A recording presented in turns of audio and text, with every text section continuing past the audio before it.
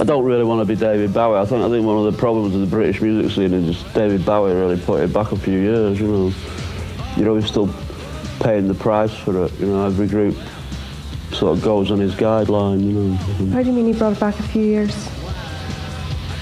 Well, it's sort of very, it's like pantomime almost, isn't it?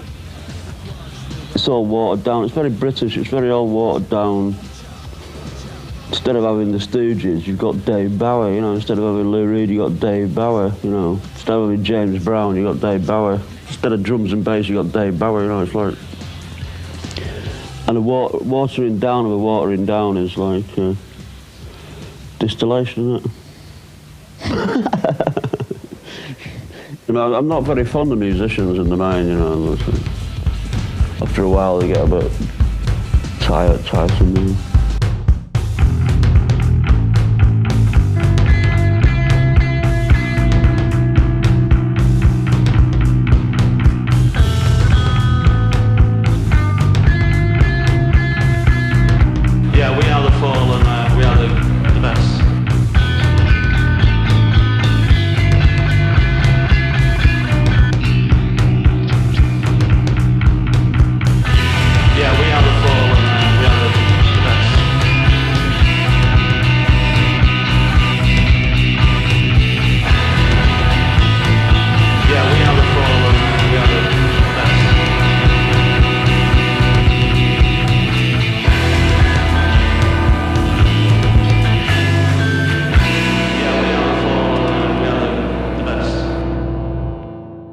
Welcome back to We Are the Fall. I'm Steve.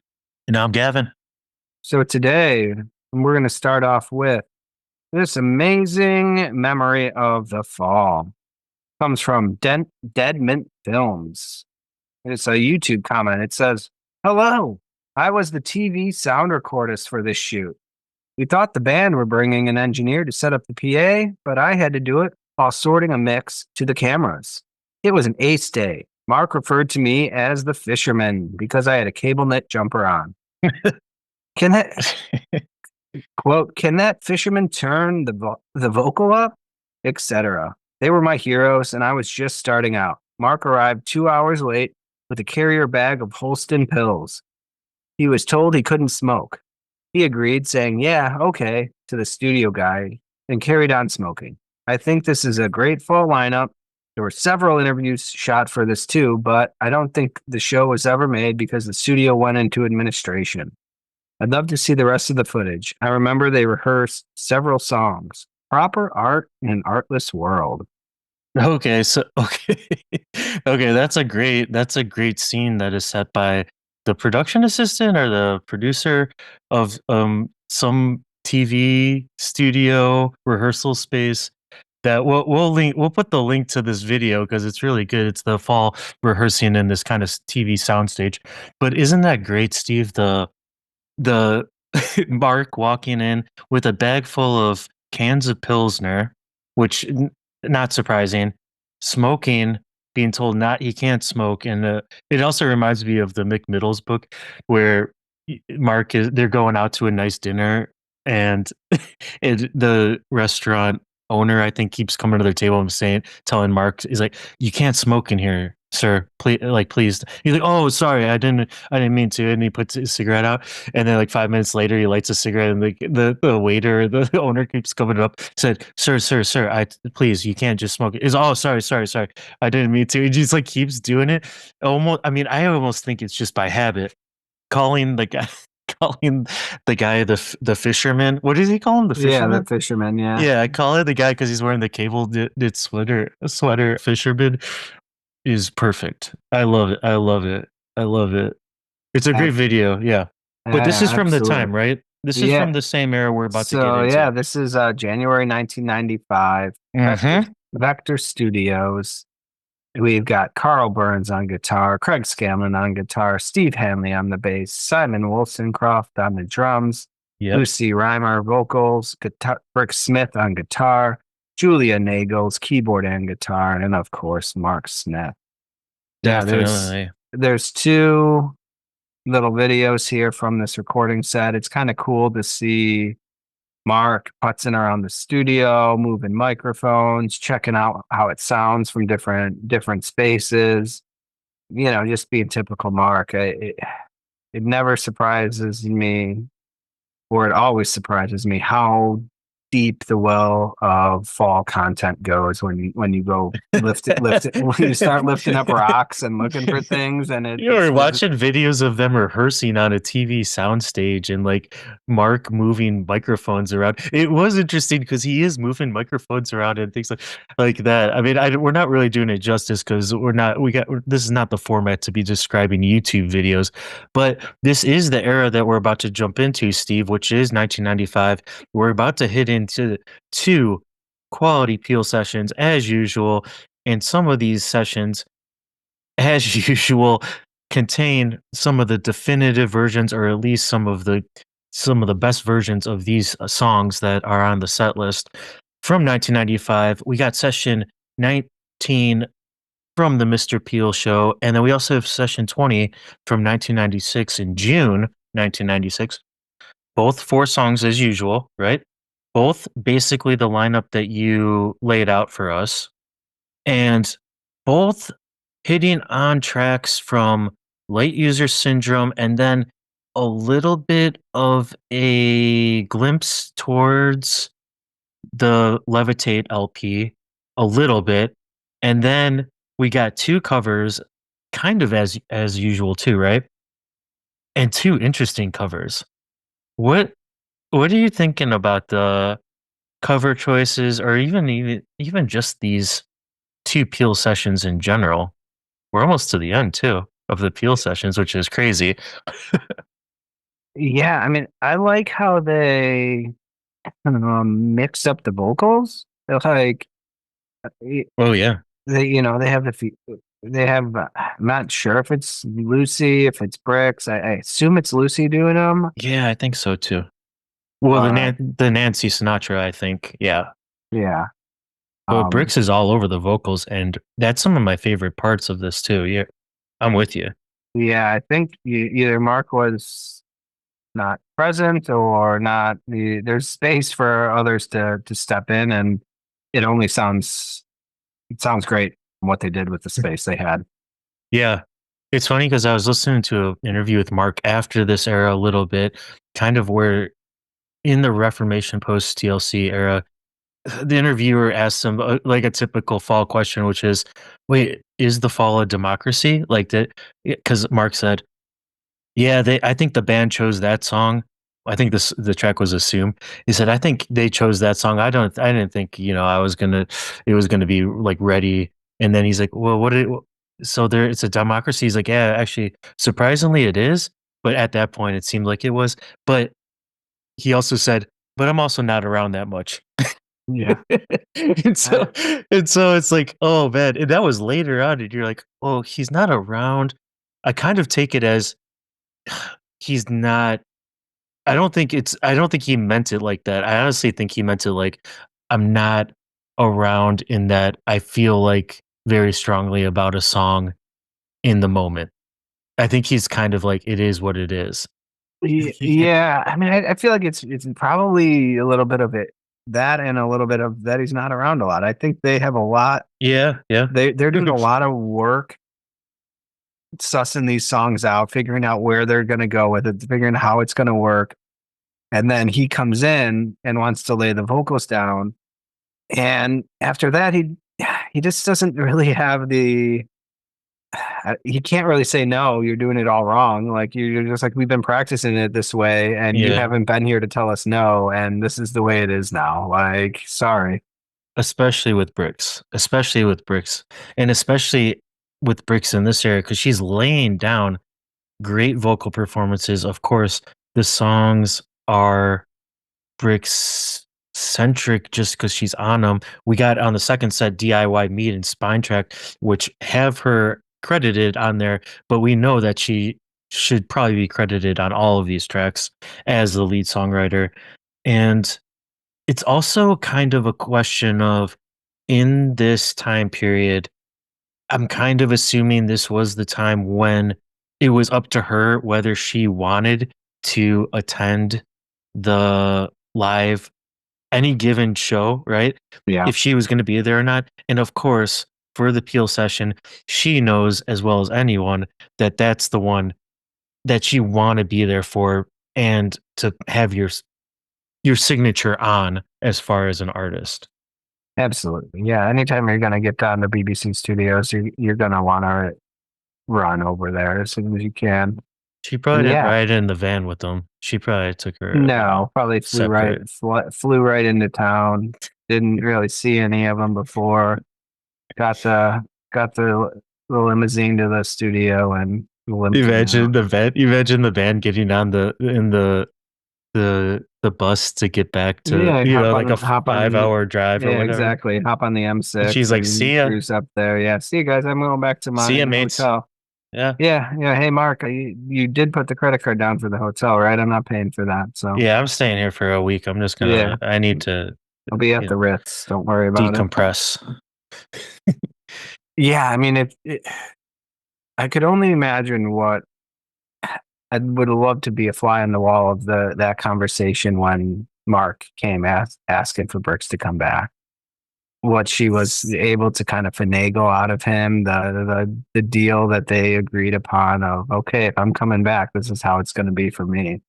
Well, I really think it was initially both of them needing it at that point in their lives, and enough time had passed where the wounds were healed and kind of the rose tinted glasses were being worn, and they said, "Hey, this could work again." Ashley, you remember how great it was? And it was, and they got going, but how long that lasted with those rose tinted glasses on before they got knocked off the head and smashed on the ground was probably pretty short. That time was pretty short. And then she was like, "I'm only coming to certain things, and also this is not that fun." Yeah, anymore. I forgot. It was, but thinking back, it was great. Being in it is not so great. Mm-hmm.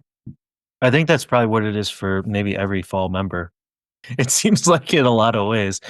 I mean, and I mean, it had to be tough for her to probably watch him get deeper and deeper into his abuse of substances as well, right? Oh, totally. Yeah, she saw him when he was a young man. Yeah, relatively. Probably keeping him on track as best she could, and then seeing the aftermath of where he's at now, it couldn't have been fun or easy. No, not at all. Not at all. And also, especially, I think she even says it a lot of times, is like she knows he's like a hyper intellectual guy, and then to see that kind of fade at given moments, and it's like, it's a depressing thing to see anyone in that form. But yeah, exactly. Yeah, start to burn out the star behind the eyes, and just getting duller and duller, and you're like, man, I hope it doesn't go the way I see it going. But on a positive note, you do not hear any of that in these tracks. These are really, really, really great energy, great sound. The mix is unbelievably good as usual. I want a lot of these tracks on the album because they sound so really, really great. And especially, I want to just talk about all these tracks. So let's just get into them. Let's start with session number 19 from the Peel Sessions, December 7th, 1995, leading off with the track Heat Pep.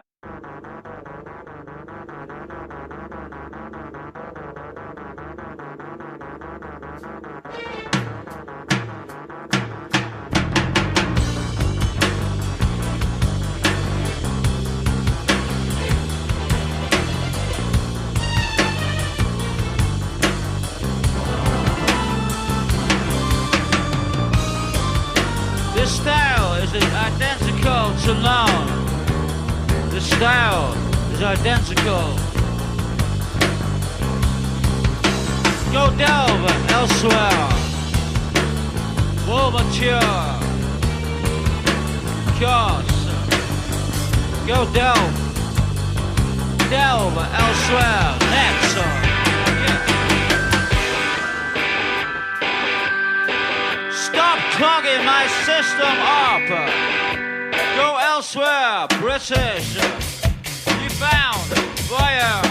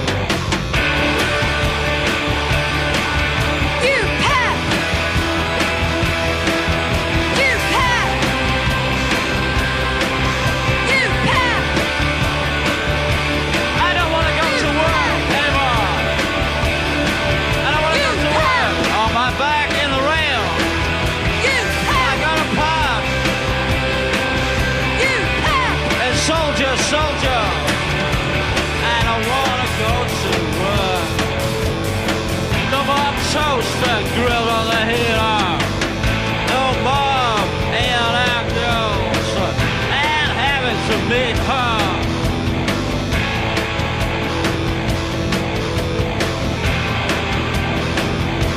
My personal.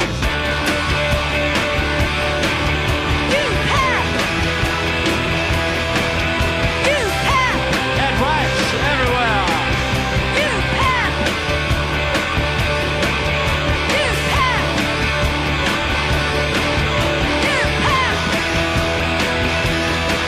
Wanna wear? Wanna wear? Have to check that out. Slip my pocket pill out of my ear. Need my own careful scrubbed up hair. Hang on, he lives in the same house as me. Bass player, player.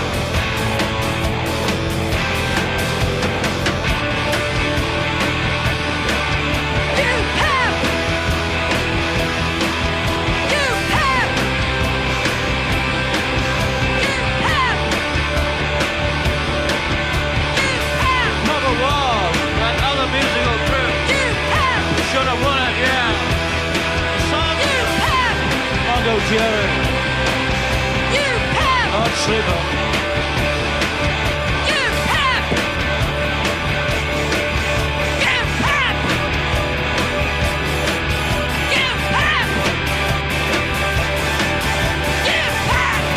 You had the best summer. Man, now it's wearing off. No more excuses. Your traitorism to the oath in the cold, dark winter on the 17th of December.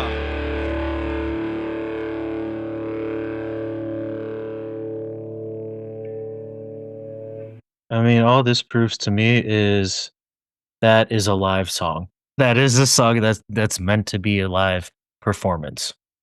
Yeah, absolutely. I mean, I like how it starts with the typical dark kind of dark noises, but then everything just gets so bright. The keyboards, the guitars, it's just got this shimmer. Oh, it's not shimmery, but almost shimmery, like just vibrance to everything. It's all. It sounds great with the yelling on top of it. I mean, it's the perfect combination. The guitars are huge. Like they're massive, and they're like massive in a way that I always want them to be in the fall, but they always get pushed in the back, and it's just like finally it sounds like it. And then also, I don't know if you noticed this, but the electronic drums of the album version are replaced, or in this version are real drums, and it's so much better. It's so much better having Carl Burns or having real drums in the fall is it's easy to say, but it's easy to see that they could go away from it, to think that that is a more cutting edge sound, to use the electronics, to use the machines, but you just can't get the same sound that is necessary for the fall sound without a human drummer, at least one. Yeah, and here we got two, and it's even better. You need the way the drums continue on, right? You need the extra noise that they create versus like, oh, now I'll make this noise, now I'll make that noise. Like it's not prescriptive like that. Yeah, as much as they're about the repetition, even at this point in their career, 25 years or whatever into it. Well, I shouldn't say 20, 15, whatever. However many years into this, it's really, it adds dynamics when you have a great drummer that can change it up in different sections, and it just elevates it. And by the end of it, even Bricks, compared to the album version of Heat Pep, Bricks is screaming in a way that's not the same every time, which he's really good at, but it has that variation that's very natural that makes it more organic, and I love it so much more. Hearing her yell and hearing her actually, you can kind of hear the back of her tonsils vibrating because it's recorded so well, and it's just a much more immediate sound than her just almost it sounds like she sampled a lot of the times on the album. Yeah, you can't tell, right? Like, is this is this a repetition of a sample, or is she that good at It's doing so it, good, yeah. or not? Is it so good that it's great, or is it Either way, it's not so close to the good? same. It's Yeah. so close to the same every time. Yeah, I really like that. And as usual, we got some conflicting information on this version that we're listening to. It says this was recorded December 17th and broadcast December 22nd, 1995. I apologize to Danny No in advance. We're just doing our best, mate. Yeah, I got it on the. We should have run it by you beforehand. I'm I sorry. got I'm sorry, Dan. The Peel fandom says the 17th. Fall.org says the 7th. I know it was played on December 22nd of 95. And Wikipedia says December 7th, 1995. And know what I say? Who fucking cares? We're getting into the next track. Olino.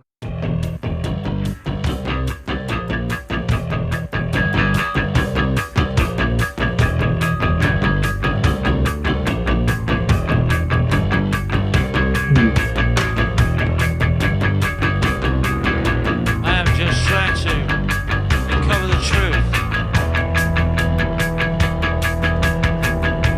Bell starts slurring the words. Who is the captain? It's over, Captain.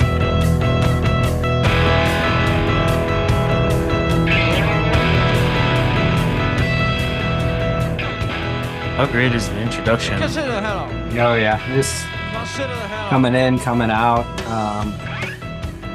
It's kind of like a machine works, Consider the hell out. right? There's a little team. Yeah, I'm hoping that's a Motor. guitar, not versus Yeah. the keyboard. I feel like No, it's I think that it's is the guitar. high strings, right? Yeah. It's kind of like a muted. It's kind of a muted guitar strumming along, but mixed with the keys, and then Briggs comes in here. Let's listen to some of this. I like the kind of the haunting noise too that they have Oh yeah, behind the guitar. I don't know what's making it, but I think it. The tracks like these, it needed the experimentation on the road to get it to meld together. He's the captain. Because on the album, it's kind of. It's just a much different vibe. Completely. Oleana 7. it always is, right? Every Yeah. time we come here and we're like, wow, why didn't they do this on the album? Over Like, for you, Captain. I just don't know if it was a rush to production to get it out there, if they really figured it out on the road, or if they just. Oh, watch out. Yeah, that's great.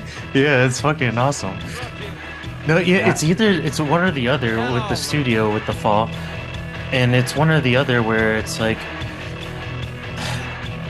the songs were too new, but that's one of the great things about the fall. They always had new songs, so they were going to just knock them out in the studio, or they were so Where's the captain? road worn that they couldn't, get the mojo up to get this type of vibe. Yeah, I mean, it is just kind of obvious they just were not a studio band, right? No. Like that's not where they shine. It's not where they probably really any of them wanted to be all that much, or at least they didn't all work well together when they were in that situation. This produced the hell out. Well, Oleana. here's my question. Yeah, that's a good outro too. But here's my question for you. The only difference is the money, right? I mean, the key difference I think we're overlooking is the money and the studio time. And when the label's paying that, and basically, that is framed as your job as a musician is to make records, and you go into the studio, it's a different dynamic than going into the BBC studios and laying down live performances. Like, it's literally performance. And the studio, it's like songcraft, and I think that kind of got in the way of the pure expression. And the fall has always been pure expression. Obviously, Mark is a great writer, but the fall is not like a band of writers in my book. They're a band of musicians that are just really, when they're locked in, that is the fall. Like they could play any cover song, and it sounds unique into itself. Yeah, I mean, you don't think that they would, and they don't say that they ever did, but you might also have the preconceived idea that you are making this A, for the mass public, and B, for the studio execs. So they're like, maybe we shouldn't be as weird as we want to be, or as odd as we want to be. So they just turn the dial down just a little bit, and then you don't get the sparkle that you want. And as much as there is like the pressure of being in the studio and getting an album done, I think for the fall, in some ways, it was a comforting space to be in because it's already paid for. The studio's already paid for it. The hard work is done. And for Mark, honestly, if he had any sort of stressors or whatever, maybe it was showing itself in him having to go to the pub immediately. But I don't think that was the case. It was kind of like, we got this going now. Like we'll get it done. In the back of his mind, he's like, oh, we'll get it finished. We'll get it wrapped up. It's not going to be a problem. And just, I guess maybe they were in a rush to get it done and get on the road, or who knows? Maybe they even had a freaking deal on their contract. They're like, oh, yeah, you get paid every hour you're not in the studio that we paid for. You get that back in cash, and Mark is itching for that. Oh, let's save some time here. We got a week. We can smash this in 3 days, and we get the 5 days on the back end paid out. I think initially he was on that, but I don't think he was at this point. I think he was like, we're going to get that time, whatever. And actually, if we don't get it done, I think that was the comfort level too. If we don't get it done, guess what? I'm going to make him pay for another 4 or 5 days, and we'll get it done for sure. Like, we'll move, he knows. Don't worry, we'll move to a better or a different studio where the creative space is much better for us. Yes, exactly. We need a change of pace, right? I mean, how many times have the fall done that in their career, which they didn't get like what they wanted in the first studio session, and then they're like, oh, we'll just pay for 3 more days, and then they do the whole album in 3 days. Like, they've done that so many times. It just shows like it's not really a pressurized situation like maybe the BBC was, which was like, we just drove all morning to get here. We got to set up our shit. We got to limited time. We're going to fucking do this in one take. It doesn't matter. We're going to do it in one take, and it's going to be the way it is. So lock in and get it done. And that makes the most sense to me as far as the fall, because every night they were doing that, like lock in for 1.5 hours or whatever, and just do it. Let's just knock it out. And I mean, Mark loved his fans, and you got to assume there was some. I mean, for the rest of them, it's just a big name. You're getting your music and your name out there, but like, I feel like Mark was like, well, I don't want to disappoint John Peel, my favorite, the guy that loves us the most. Like, let's give him something good here. Like, and also the worst DJ ever. Depending on what day you ask him, but yeah, I know. No, that's right. No, he never wants to put out shit. No, never. I don't think he's ever intentionally been like, this isn't good enough, put it out. I think it's more like, this is interesting to, I could rationalize that this is interesting to me enough to get this out there into the world and not be burdened by any guilty thoughts. Well, let's get into the second to last track on this. We got Chill Nest. Yeah, let's get it.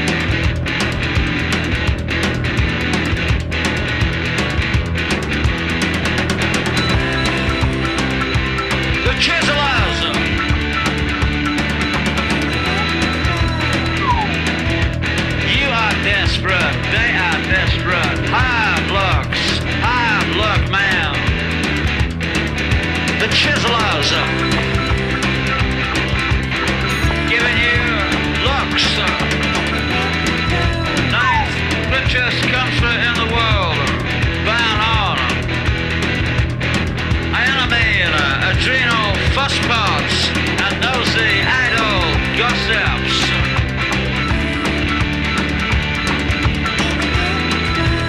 He is desperate, they are desperate. One man.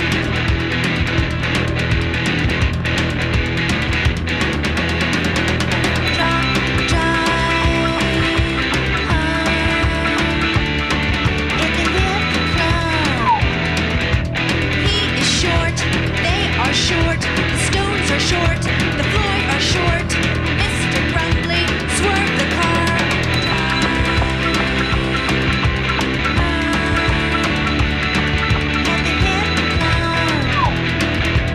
Goddamn, 8 p.m. Cruising is short in the white Ferrari. He is short, giving you hard looks.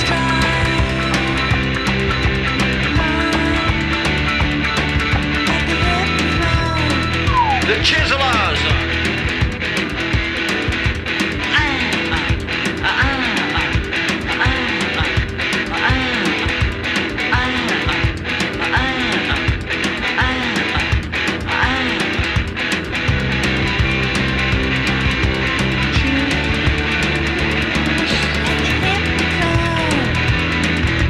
Chiseler, Chiseler, Chiseler. Goddamn Chiseler, Chiseler, Chiseler.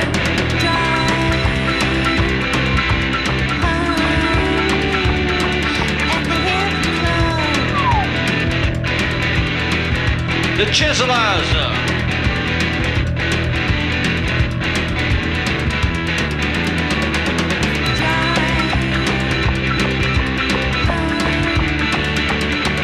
At the hip club.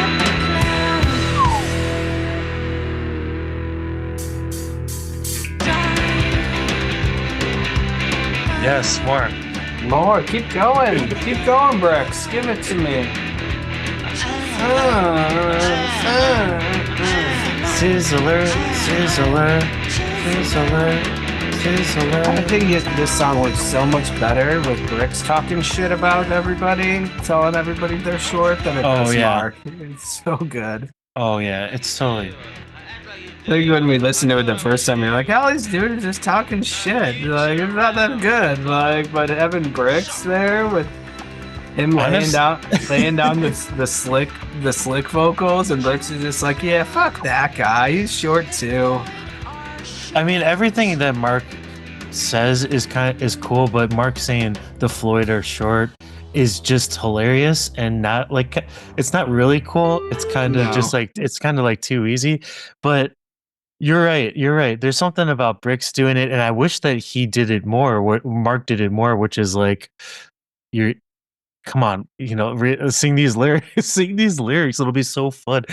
The Chiseler, even like her saying Chiseler, and then or an American saying Chiseler, and then British saying a British person saying Chiseler is completely different feel, and it's just completely different. It gives you a different connotation just in the way it's enunciated, which is cool, which is interesting in itself. But I've always like, make the Sizzler. Remember the Sizzler? Remember the Sizzler restaurant? Make this the Sizzler restaurant theme song in 1995, and you're golden. You're making straight cash in America, at least. Shitty Sizzler restaurant. Sizzler is basically, Steve, how would you explain the Sizzler? It's basically bad steak restaurant. Like yeah. What was it? Like a $7? 1958, the original family steakhouse. Yeah. Just shoe leather steaks. Shoe leather steaks, like something that Mark would actually enjoy in the early years of the fall when like you are a struggling musician and money. Actually, even later, it's just an easy, get your protein in. There's a whole bunch of them still out there in the West. Very protein to you. You can go. They got steak and lobster on. They still got some? Oh yeah, No, the West is covered in them. So there's Sizzlers in California? Yep. Oh no. That's not good. Well, they should bring this song back just revamp the brand. Well, they should sell it to them, as an ad. The Sizzler, and then there's a commercial for it, and then they're just talking about the Pink Floyd are short, and people are just like, huh, Yeah, I could get behind that. That actually makes me hungry thinking about the Pink Floyd being little short guys and with their cool outfits. You got 3 guesses. Where do you think in the U.S. Okay. there are 1, 2, 3, 4, 5, 6, 7, 8 sizzlers? 8 Sizzlers in the US. I get to pick. Let's listen to some of the final track, The City Never Sleeps, while I think about this and put my guesses in. I think like you do, I act like you do. Let's get a little outro first.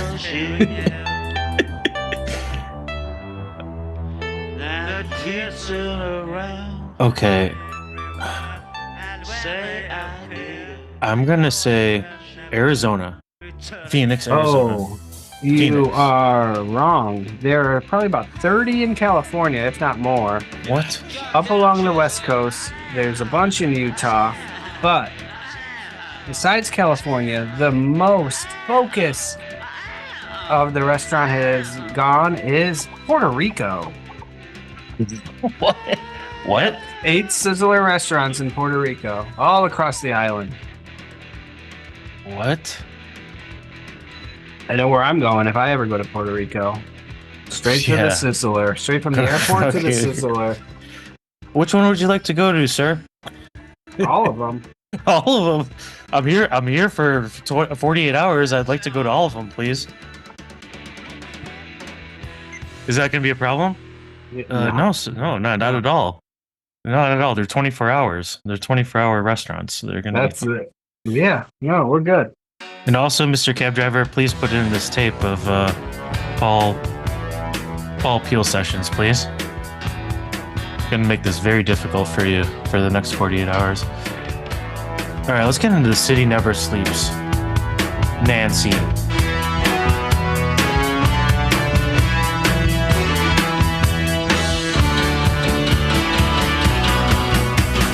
Old man, young man, preacher saying amen, taking a collection, playing on a bass drum.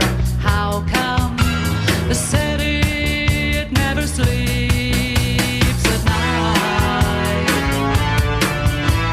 Red cars, blue cars, payment overdue cars, cops with indigestion, billionaires and some bum. How come the city it never sleeps at night?